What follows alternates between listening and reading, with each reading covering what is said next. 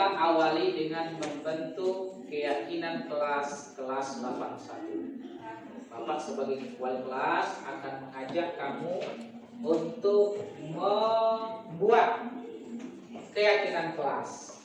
Apa itu keyakinan kelas? Keyakinan kelas adalah budaya positif untuk menciptakan disiplin positif untuk menciptakan budaya positif, kebiasaan-kebiasaan positif. Nah, nanti Bapak minta untuk memberikan usul, memberikan saran apa keyakinan kelas yang akan kita buat, ya. Bisa dipahami? Bisa dipahami? Ya. Nah, keyakinan kelas kita itu kita tidak banyak-banyak. Kalau tidak 3 atau 5, paling banyak 7. Oke, baik. Selanjutnya kita akan menampung saran dan usulan dari kamu, tetapi dalam bentuk kelompok. Nanti kamu akan berkelompok 4 atau 5 orang. Nanti setiap kelompok akan beri kertas. Nanti kamu tulis usulan serta nanti kita tempelkan di depan. Nanti setelah itu nanti kita sepakati mana-mana keyakinan kelas yang akan kita buat. Nanti kita jadikan keyakinan kelas kita. Ya, setelah ini nanti kamu akan membentuk kelompok pada kelompok masing-masing.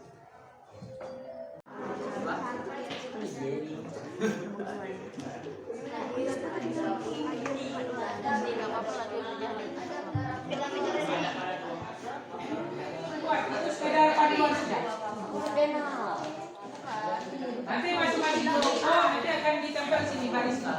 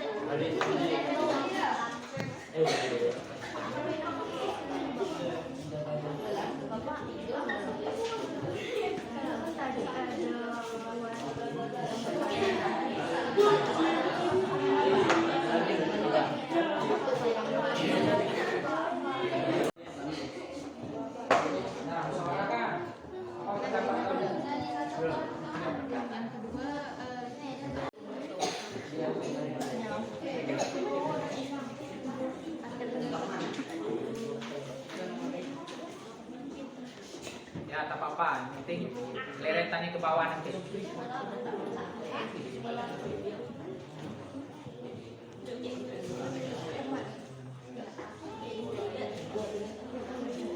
Ya, bagus. Bisa jadi banyak. Kamu tidak dibatasi, bisa jadi kamu banyak, semuanya ada pada teman aja, tak masalah. Pagi, pagi, pagi, pagi, siang, siang, siang, malam. Oke, baik.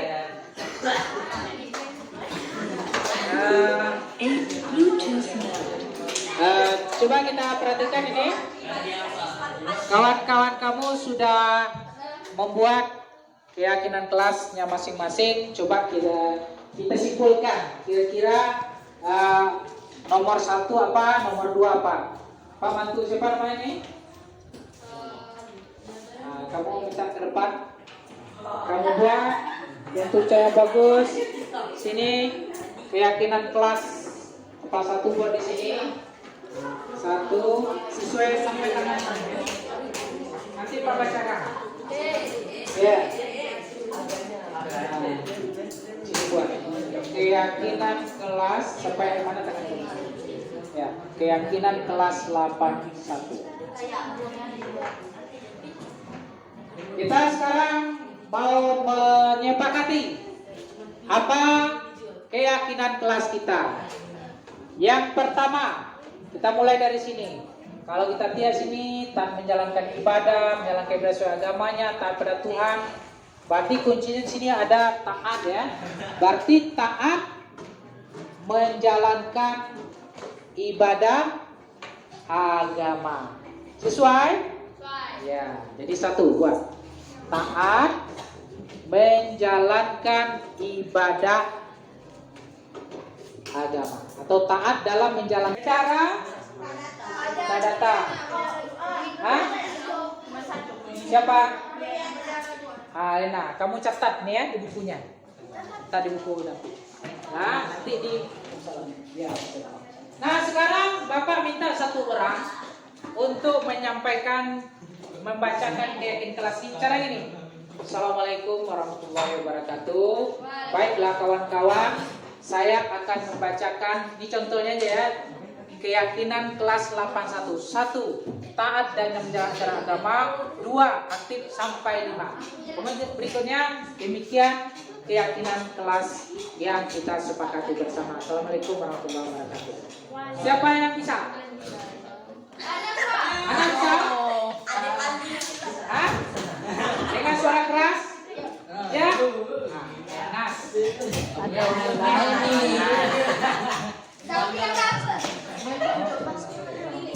itu saya akan membacakan keyakinan kelas 81. 1. Baca kuat-kuat dekat-dekat supaya terdengar suara situ. Baik-baik. Assalamualaikum dulu. Bilang apa tadi? Sini. Assalamualaikum.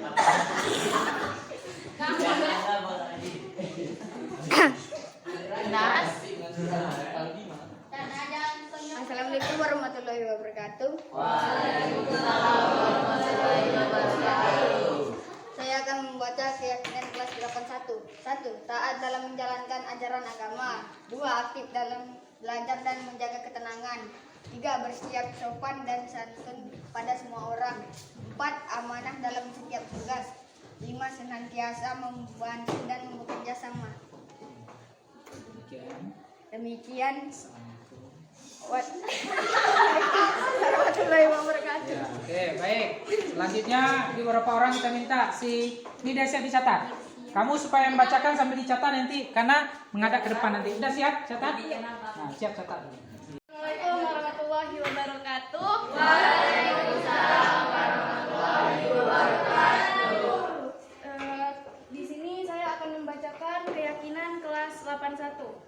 Yang pertama, taat dalam menjalankan ajaran agama. 2. Aktif dalam belajar dan menjaga ketenangan. 3. Bersikap sopan dan santun pada semua orang. 4. Amanah dalam setiap tugas. 5. Senantiasa membantu dan bekerja sama. Demikian tadi keyakinan kelas 81. Wabillahi taufiq wal hidayah. Wassalamualaikum warahmatullahi wabarakatuh. Waalaikumsalam. Assalamualaikum warahmatullahi wabarakatuh. Waalaikumsalam warahmatullahi wabarakatuh. Baiklah teman-teman, saya akan membacakan keyakinan kelas 81. Yang pertama, taat dalam menjalankan ajaran agama. Yang kedua, aktif dalam belajar dan menjaga ketenangan. Yang ketiga, bersikap sopan dan santun pada semua orang. Yang keempat, amanah dalam setiap tugas. Yang kelima, senantiasa membantu dan bekerja sama. Baiklah teman-teman, itulah tadi keyakinan kelas 81. Wassalamualaikum warahmatullahi wabarakatuh. Waalaikumsalam warahmatullahi wabarakatuh. Oke, baik.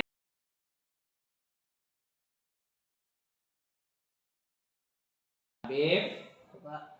tadi laporan dari kawan kamu waktu salat tadi kamu bermain-main salat dengan kawan.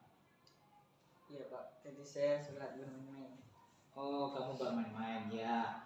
Setiap orang itu tentu punya kesalahan, termasuk kamu Habib. Tapi tentu kamu punya alasan kenapa kamu sampai bermain-main salat ketika salat zuhur tadi.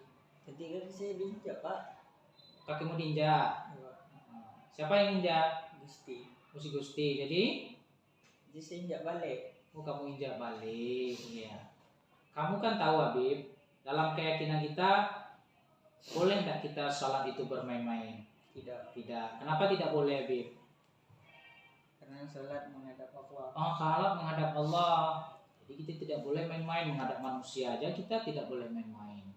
Apalagi menghadap Allah. Jadi kalau menurut kamu Habib, apa solusinya supaya kamu besok-besok salat zuhurnya tidak bermain-main lagi? Sholat di belakang imam, Salat belakang imam. Di samping siapa nanti cari tempat salatnya? samping Egi. Supaya dia tak main-main ya? Tidak. Ya. Jadi mulai besok kamu jangan salat lagi di samping Gusti, nanti salatnya di samping Egi atau di belakang imam. Jadi kalau begitu Habib, nilai apa yang kamu punyai kalau kamu salatnya baik, bagus? Ilmu. Kemudian apa lagi? Ilmu sama Taat kamu dalam agama ya. iya, Taat dalam agama, tidak main-main dalam salat. Ya. Ya Pak, Kamu piket kelas kita hari apa? hari Jumat. Hari Jumat. Nah, apakah selama ini kamu piket bersama kawan-kawan kamu?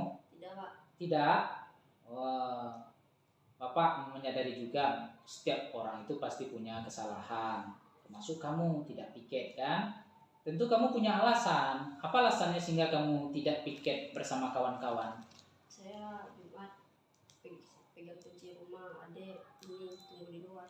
Ada tunggu di luar. Jadi kamu harus balik cepat. Ya Pak. Oh gitu. Makanya kamu tidak piket ya. Oh, jadi kalau begitu, menurut kamu apa solusinya supaya kamu tetap bisa piket? Pindah piket aja Pak. Pindah hari piket. Nah, jadi kamu pindah hari piket. Mau pindah hari apa piketnya? Hari Selasa Pak. Hari Selasa kamu tidak harus balik cepat ya? Ya.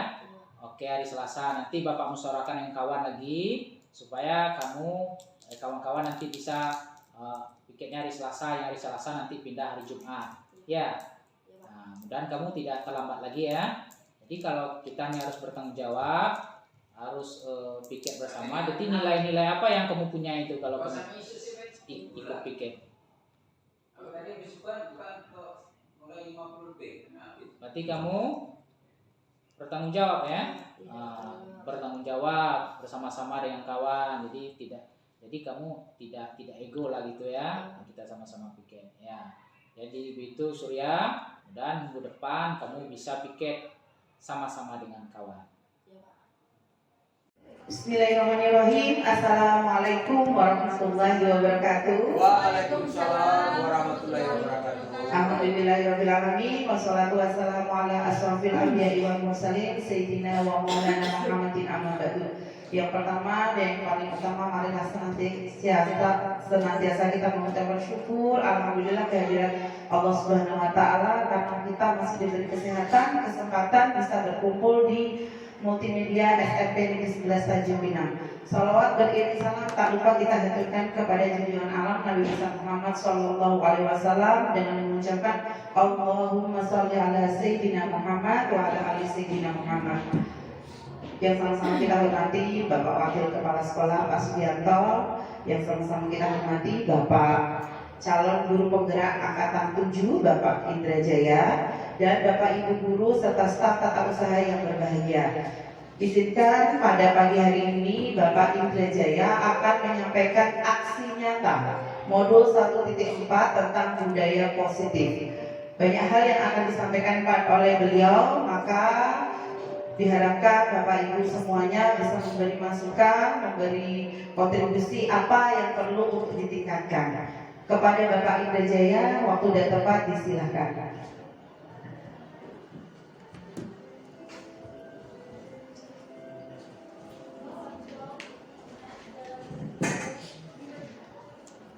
Assalamualaikum warahmatullahi wabarakatuh. Waalaikumsalam warahmatullahi wabarakatuh. Bismillah, alhamdulillah, wassalatu wassalamu ala rasulillah wa ala alihi wa sahbihi wa mawala. La hawla wa la quwwata illa billah, amma ba'd.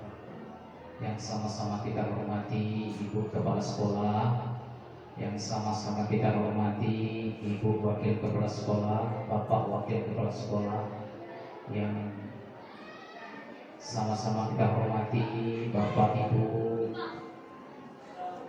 guru hadirin wal hadirat yang telah berkenan hadir di ruangan yang cukup sejuk ini.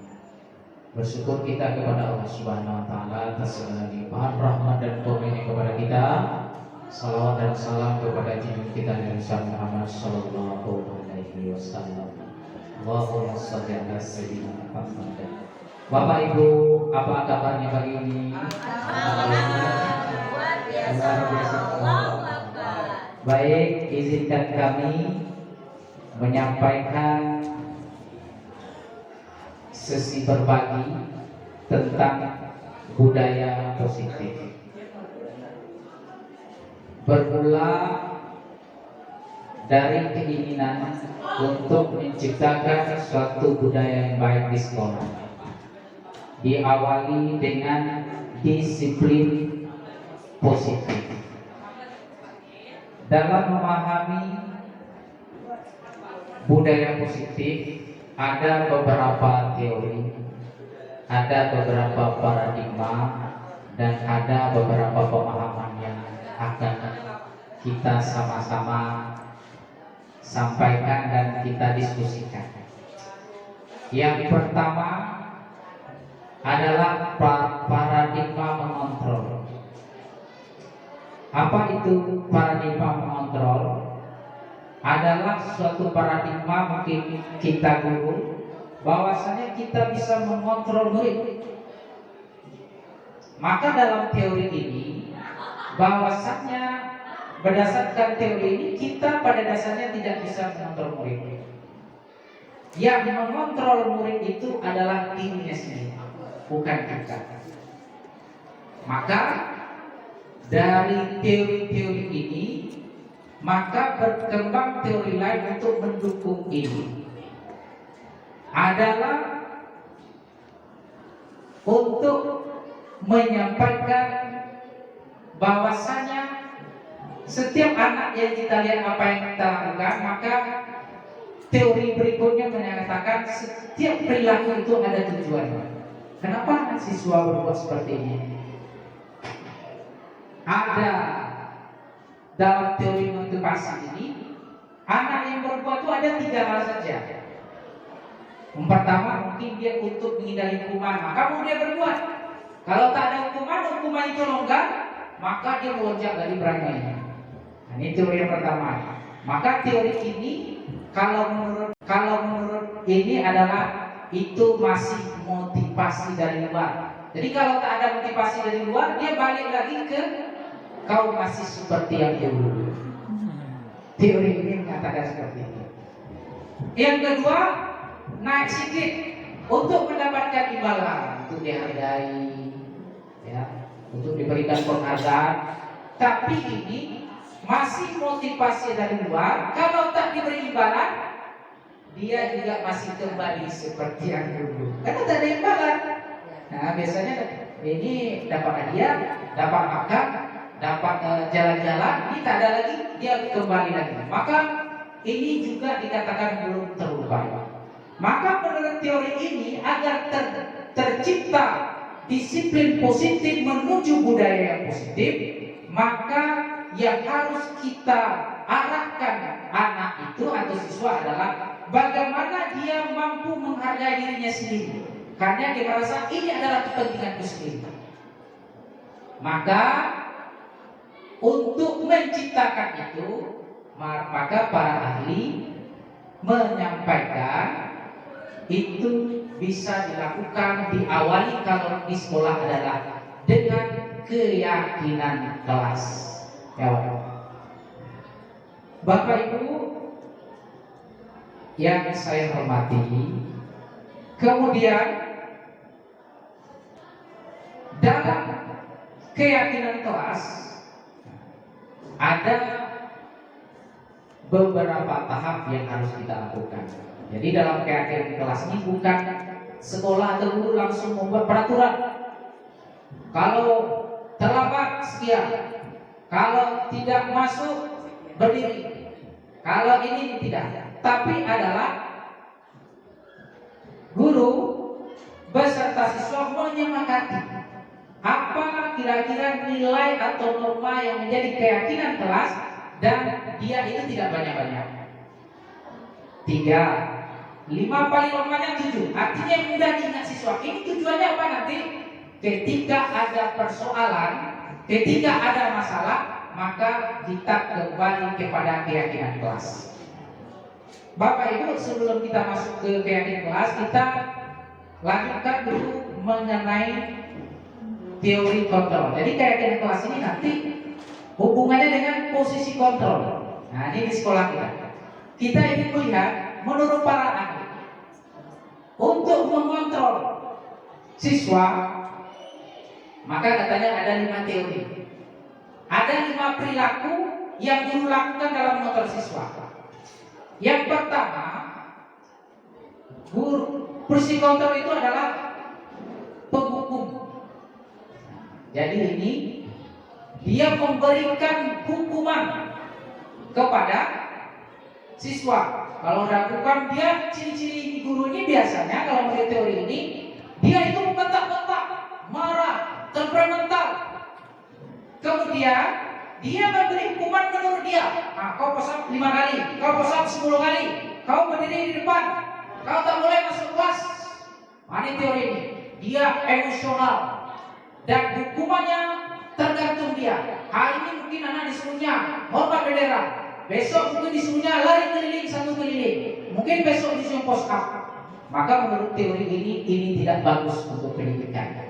Nah, ini namanya, ini teori yang paling rendah yang tidak boleh dimiliki oleh guru menurut teori ini. Ini tidak bagus menurut teori ini. Teori yang kedua adalah membuat dasar bersalah. Teori ini juga menurut ahli ini juga tidak bagus. Bagaimana membuat dasar bersalah? Kalau anak salah dia kalimatnya menghibah ini, tak marah-marah. Aduh, kau buat lagi. Kau nanti gimana dengan mak kau kalau mak kau tahu? Tentu dia sedih. Nah, dia merasa, ini kalau gini kamu, bapak yang mengawasi, nanti itu kepala sekolah tahu bapak kena panggil. Tolonglah perhatikan bapak, tolong kamu kasihanin bapak, tolonglah, jangan dilakukan lagi. Ah, ini teori merasa bersalah. Kau nak kasihan dengan mak kau nak kasihan dengan kakak kau, kau mau di rumah, dia bekerja seperti ini, sementara kau sekolah seperti ini. Jadi dibuat anak itu merasa bersalah di teori ini. Nah, kalau merasa bersalah ini, kalau menurut teori ini juga tidak bagus, ya, karena dianggap ini tidak menyelesaikan masalah. Ini teori kedua. Bapak Ibu, kira-kira ada nggak kita dalam termasuk dalam ini? Menurut teori kita cerita teori dulu. Apakah kita penghukum ataukah membuat merasa bersalah kita? Nah, mungkin pernah kita lakukan ya. Penghukum mungkin pernah kita membuat merasa bersalah juga mungkin pernah. Dan kemudian yang ketiga mungkin kita lakukan kepada anak itu adalah posisi teman. Nah, posisi teman ini saya katakan dia nggak di sini. Ya, kamu masuk saja dapat selesaikan nanti dengan sekolah. Mungkin kamu nanti dengan lagi ya. Nah, pokoknya aman lah. Pokoknya kamu ini aja masalah nilai apa kamu aman.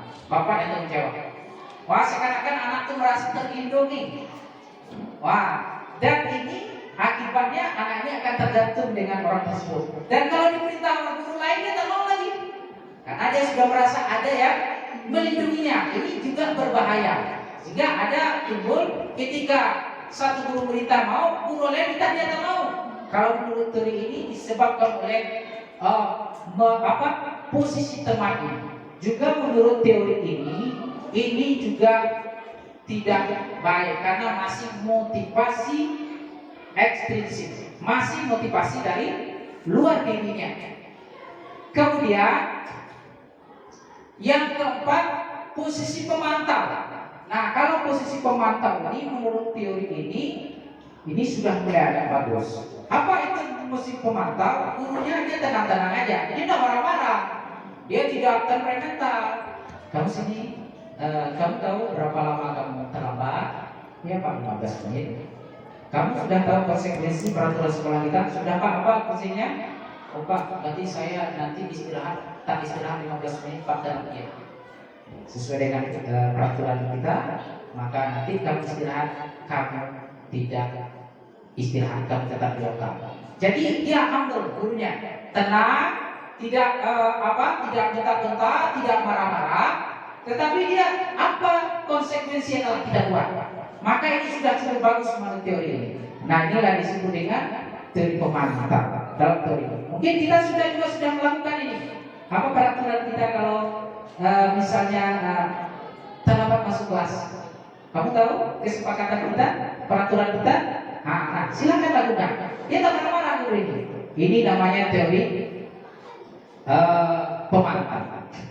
Kemudian yang kelima adalah yang terbaik menurut teori ini.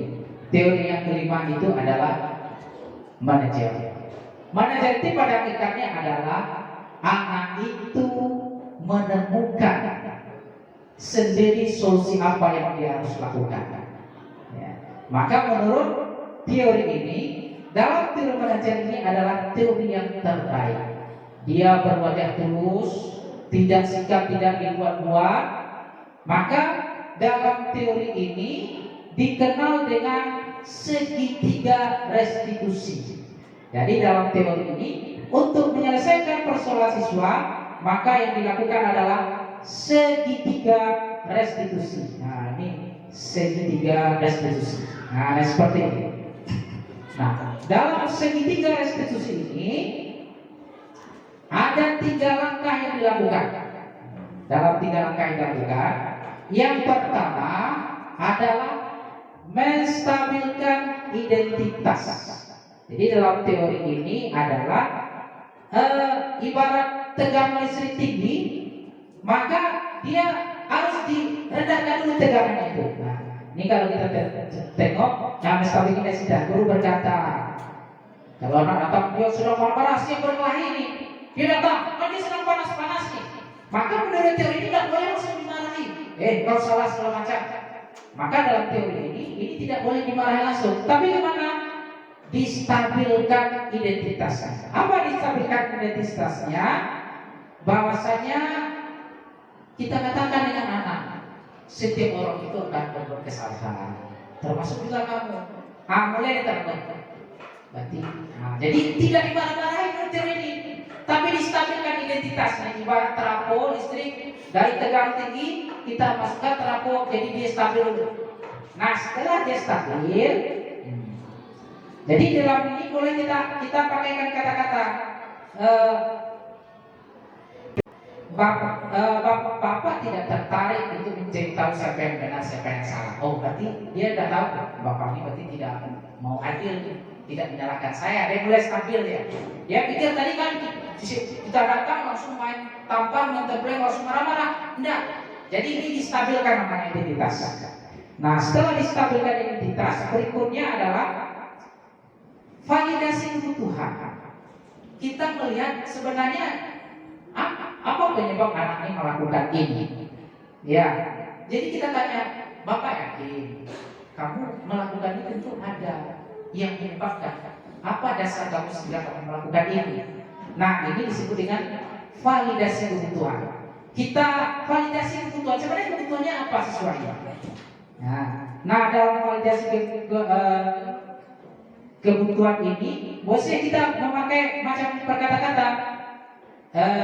Kamu bisa saja melakukan hal itu, tetapi kamu tidak melakukan, tapi kamu tidak melakukan, kan? Maksudnya gini, bisa jadi dia menunggu anak itu sampai berdarah, tapi dia tidak, dia cuma mungkin nolak saja. Kita pikir mungkin kamu kalau teremosi kamu bisa ada menendangnya dan segala macam. Jadi kita istilahnya kita validasi kebutuhannya. Ini istilah yang dipakai.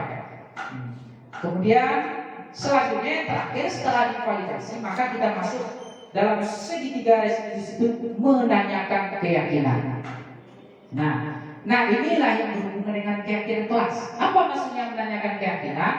Supaya nanti kita umumkan keyakinan kelas kita apa.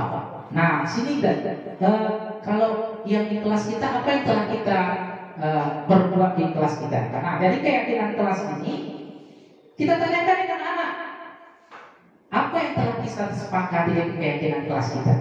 Kita tanya dia, lalu kita cari solusi, dia menemukan sendiri. Nah, kamu sebenarnya ingin jadi seperti apa? Nah, apa yang kamu rasakan ketika kamu melakukan itu? Kamu menjadi orang yang seperti apa? Kamu inginnya seperti apa? Tentu Pak, saya kan ingin jadi baik Pak. Nah, dah mulai. Berarti kita sudah, nah keyakinan kelas kita apa? Yang kamu langgar.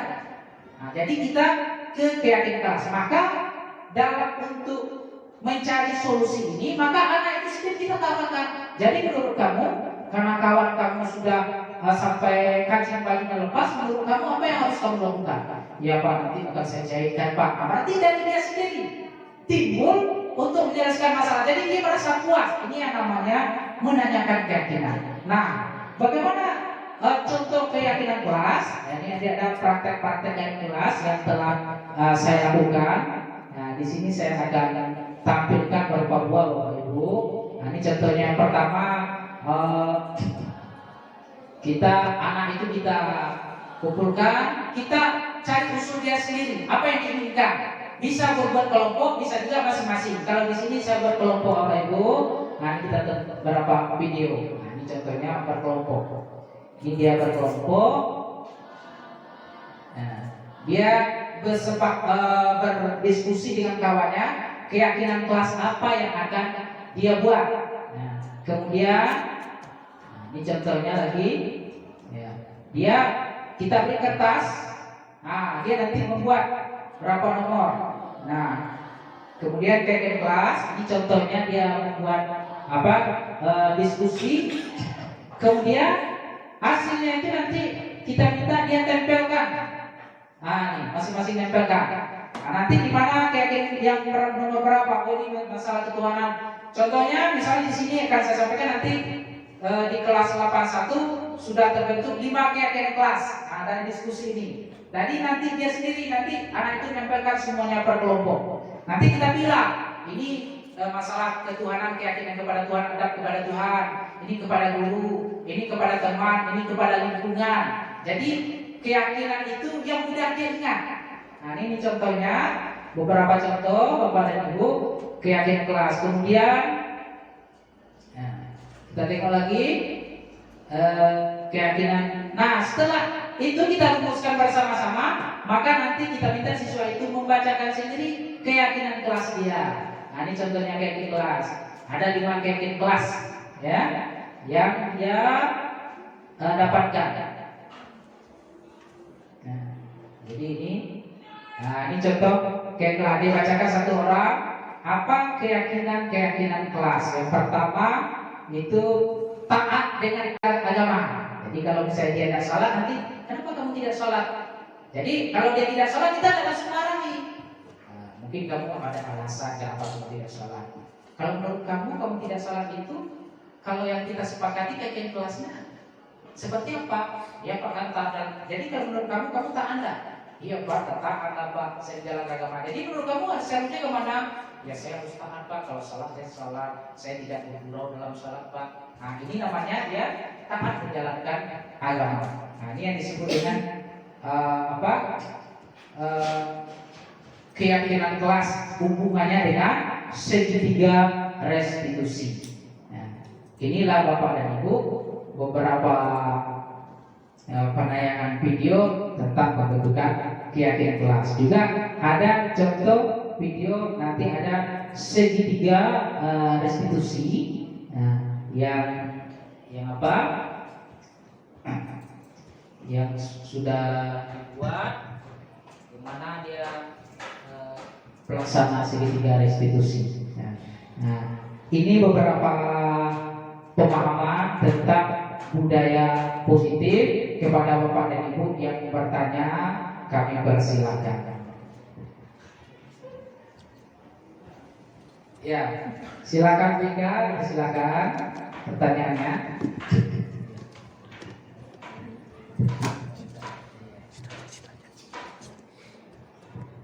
terima kasih Pak Ustadz untuk kesempatannya. Terima kasih sekali tadi materinya sangat bagus sekali, sangat istilahnya mendidik lah, walaupun kita udah jadi guru dari tahun 2008, tapi ternyata masih banyak hal-hal yang seharusnya tidak kita lakukan. Nah, ini pernah kita jumpa di sekolah kita, bukan sekolah kita saja, di sekolah-sekolah sebelum di sini juga. Kita di sekolah itu untuk anak apa namanya tuh, tentang ini tadi Pak Ustaz, tentang taat beragama tadi. Nah, jadi kan diajari itu kita di sekolah ada sholat duha, kemudian ada juga sholat berjamaah. Nah, sempat terlontar di perkataan salah seorang guru kita, bagaimana kamu mau sholat Bu, sedangkan orang tua kamu tidak, begitu. Nah, pernah juga beberapa kali di beberapa kelas ditanyakan siapa Dina yang sholat subuh, ternyata hanya beberapa orang yang angkat tangan, begitu Pak Ustaz. Jadi sekarang merasa miris juga ya, kita berusaha di sekolah tapi ternyata dari rumah juga tidak ada apa namanya feedback atau apa namanya, jadi semangat dari orang tuanya gitu. Jadi bagaimana cara kita kalau udah terlontar kata-kata begitu Pak Ustaz? Begitu, terima kasih. Iya, Bu. Assalamualaikum warahmatullahi wabarakatuh. Waalaikumsalam warahmatullahi wabarakatuh. Terima kasih Wika. Sebenarnya apa yang disampaikan Wika itu juga dari pemikiran kita bersama, bahwasanya ada lingkungan sekolah, ada lingkungan di rumah. Karena kita berada di lingkungan sekolah, kadang-kadang di rumah itu memang kadang-kadang kita tidak bisa intervensi. Maka konsepnya mungkin kira-kira apa yang bisa kita lakukan? Kita lakukan sholat duha, salat zuhur berjamaah, kemudian kita sampai tiap kita masuk kitanya seperti Wika tadi tanya anak salat subuh. Mungkin itu salah satu yang kontrol yang kita lakukan terhadap siswa. Jadi dengan terus-menerus mungkin setiap guru melakukan itu, mudah-mudahan timbul kesadaran kepada anak. Ya bisa juga nanti mungkin satu-satu yang nggak pernah kita buat ada segitiga di sini. Kita panggil yang tak mau salah, ini kan semua ada yang bapak yang tamat, dia itu tak mau salah, dia tak mau salah. Nanti kita panggil, mungkin dipanggil kesiswaan dengan guru agama. Nanti dilakukan pendekatan ini. Ya pertama kan bahasanya kita kan mungkin dia kan hukumnya, tapi kita sampaikan ya mungkin banyak juga yang tidak sholat. Nah, itu kita stabilkan identitasnya.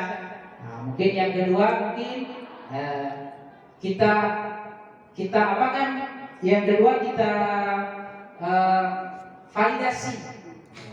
Jadi memang kamu juga salah, orang lain juga melakukan kesalahan. Tetapi yang berikutnya kita tanya keyakinan. Jadi menurut kamu dalam agama kita yang telah disampaikan di kelas, apa keyakinan kelas kita yang pertama? Ya Pak, tadi yang kita taat dalam beragama. Jadi menurut kamu kalau kita tidak salat subuh itu taat dalam beragama? Iya Pak, tidak taat beragama Pak. Jadi seharusnya kamu kemana? Ya itu kita harus jadi orang taat Pak. Jadi kalau kita taat kemana? Ya Pak, saya akan belajar, saya tak bisa baca salat Pak. Nah, mulai kita bongkar, rupanya dia tidak bisa bacaan salat, dah tahu. Nah, jadi kalau kamu tidak tahu baca salat, jadi kemana? Terus saya belajar apa? Di mana kamu belajar? Pak, di rumah tak bisa, Pak. Saya pun tidak salat, tidak tahu baca salat. Nah, mulai kita tahu di rumah pun tidak bisa diharapkan. Jadi kemana? Nah, disinilah peran kita, mungkin kita sebagai teman sebaya, tutor sebaya. Kita tahu kan ada. Nah, coba kamu, coba kita tanya, siapa yang bisa mengajarkan ini? Pak, saya bisa Pak. Nah, coba kamu tiap pagi bisa dengarkan bacaan. Oh iya Pak. Mau bisa kamu melakukan itu? Gimana? Kan dia usulkan tadi. Berarti dia merasa dia lakukan itu adalah karena usul dia, karena dia. Jadi dia tidak merasa diintervensi. Nah inilah dalam dari segitiga diskusi ini dia segitiga itu dia. Ya, pertama stabilkan identitas, validasi kebutuhannya itu divalidasi. Apa sebenarnya kebutuhannya? Yang ketiga kita cari solusi dengan menanyakan apa keyakinan yang telah disepakati. Maka sangat penting dasarnya dengan menciptakan budaya positif adalah menciptakan keyakinan. Jadi keyakinan tidak peraturan. Tidak peraturan kalau tidak mau ini tidak mau buku denda. Iya, tapi suatu keyakinan yang sifatnya universal dan setiap orang bisa terima dan kalimatnya adalah kalimat yang positif. Tidak berjalan di trotoar. Tidak membawa mainan, tidak seperti itu kalimatnya. Jadi kalimatnya adalah kalimat yang positif. Jadi itu mungkin kira-kira Bika yang bisa dilakukan menurut tim ini. Terima kasih Bika ya. Mungkin Bapak Ibu masih ada yang lain yang bertanya? Kalau tidak ada, ya mungkin kita cukupkan sampai di sini mengenai budaya positif. Jadi budaya positif diawali dengan disiplin positif, dengan membentuk keyakinan kelas, kemudian kita selesaikan persoalan siswa dengan guru berposisi sebagai manajer, bagaimana anak menemukan solusinya sendiri, tetapi dengan memberikan instrumen keyakinan kelas atau keyakinan sekolah. Demikian, banyak maaf Bapak dan Ibu atas partisipasinya. Kepada Allah kita mohon ampun. Dengan Bapak Ibu saya mohon maaf. Wabillahi taufiq wal hidayah. Wassalamualaikum warahmatullahi wabarakatuh.